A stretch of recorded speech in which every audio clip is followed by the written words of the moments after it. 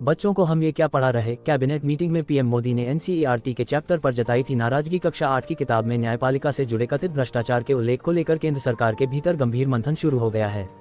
सूत्रों के अनुसार मंगलवार को हुई केंद्रीय कैबिनेट बैठक में प्रधानमंत्री नरेंद्र मोदी ने इस मुद्दे पर तीखी नाराजगी जताई।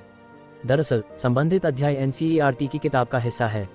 मंगलवार को हुई केंद्रीय कैबिनेट की उच्च स्तरीय बैठक के दौरान प्रधानमंत्री ने इस विषय को उठाते हुए संबंधित अधिकारियों से तीखे सवाल किए।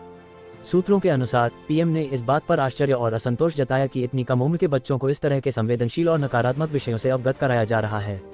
सूत्रों के मुताबिक बैठक के दौरान प्रधानमंत्री ने स्पष्ट शब्दों में अपनी आपत्ति दर्ज कराते हुए कहा, हम कक्षा 8 के छोटे बच्चों को न्यायिक भ्रष्टाचार के बारे में क्या पढ़ा रहे हैं? क्या यह उनकी उम्र और समझ के हिसाब से सही है? हालांकि इस मामले में अभी तक कोई आधिकारिक बयान जारी नहीं हुआ है, लेकिन कैबिनेट बैठक में उठे इस मुद्दे ने शिक्षा नीति और पाठ्यक्रम निर्धारण को लेकर नई बहस छेड़ दी है। राजनीतिक और शैक्षणिक हलकों में अब इस बात पर चर्चा तेज है कि क्या संवेदनशील विषयों को स्कूली पाठ्यक्रम में शामिल करने के लिए अलग दिशा निर्देश तय किए जाएंगे। फिलहाल सरकार की अगली कार्रवाई पर सभी की नजरें टिकी हैं। जिम्मेदारी तय की जाएगी शिक्षा मंत्री।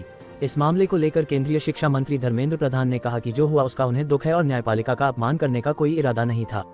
उन्होंने भरोसा दिलाया कि चैप्टर तैयार करने में शामिल लोगों की जिम्मेदारी तय की जाएगी और आवश्यक कार्रवाई होगी। धर्मेंद्र प्रधान ने यह भी कहा कि सरकार न्यायपालिका का सर्वोच्च सम्मान करती है और अदालत के निर्देशों का पूरी तरह पालन किया जाएगा। कोर्ट ने किताब के प्रकाशन पर लगाया बैन।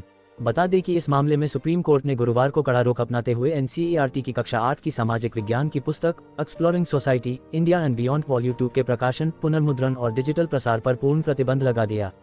अदालत ने कहा कि पुस्तक में न्यायपालिका में भ्रष्टाचार से जुड़ी सामग्री आपत्तिजनक है और इससे संस्था की गरिमा को ठेस पहुंची है। मुख्य न्यायाधीश सीजेआई सूर्यकांत की अध्यक्षता वाली पीठ, जिसमें जस्टिस जोयमाल्या बागची और जस्टिस विपुल एम पांचोली शामिल थे, ने इस मामले में स्वतः संज्ञान लेते हुए कड़ी टिप्पणियां की।